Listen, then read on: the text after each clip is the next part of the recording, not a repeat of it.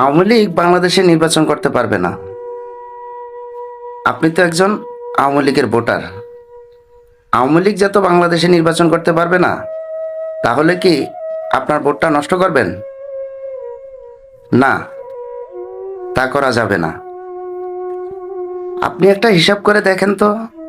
আমি একটা হিসাব করে দেখেছি, বাংলাদেশে 3 কোটি ভোটার আছে যারা শুধু আওয়ামী লীগে ভোটটা দিত। আওয়ামী লীগকে যারা ভোট দিত, তাদের ভোটটা নষ্ট করা যাবে না। আপনি একটা কথা মনে রাখেন, বিএনপি আপনার শত্রু তো, আপনি বিএনপিকে ভোটটা দেন। কারণ বিএনপি বাংলাদেশের ক্ষমতায় আসলে অন্ততপক্ষে আপনার দেশপ্রেমটা বেঁচে থাকবে, কিংবা আপনার মাতৃভূমিটা রক্ষা পাবে। কখনো চিৎকার করে হাহাকার করে বলবে না যে কাকে বাংলাদেশের ক্ষমতায় বসালে।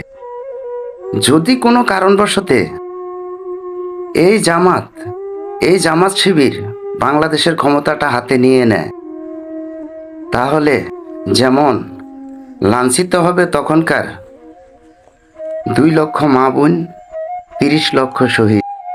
বৃথা যাবে তাদের এই নিঃস্বার্থে জীবন দেওয়াটা। আর এই জামাত একবার যদি ক্ষমতায় আসে, ভাবছেন এই বাংলাদেশটার কি হবে? এই বাংলাদেশটাকে কি করবে? এই মুক্তিযোদ্ধার স্মৃতি নাম সব মুছে দিবে। এই বাংলাদেশটাকে একটা জঙ্গি রাষ্ট্র হিসাবে পরিচালিত করবে। তাই বিএনপি আপনার শত্রু হলো, আপনারা বিএনপিকে ভোট দেন।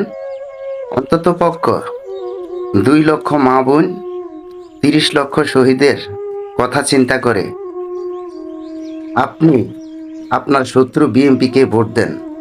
এই দেশের মাতৃভূমিটাকে টিকান, এই দেশটাকে রক্ষা করুন এই জামাত শিবির 71-এর রাজাকারের হাত থেকে।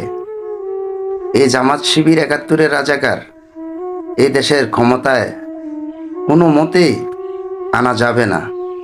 এই দেশটাকে জঙ্গি রাষ্ট্র হিসাবে তৈরি করবে। একটু ভেবেচিন্তে দেখুন আমার কথাগুলা, একটু চিন্তা করুন, একটু ভাবুন।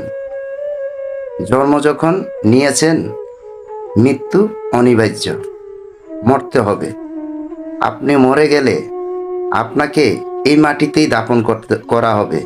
যে মাটির বিরোধিতা করেছিল এই জামাত, যে জামাত ছিল 71-এর রাজাকার, সেই জামাতকে যদি আপনি এই দেশের শাসন করতে দেন, এই দেশের ক্ষমতায় বসান, আপনি এই মাটির সাথে বেইমানি করবেন। এই মাটি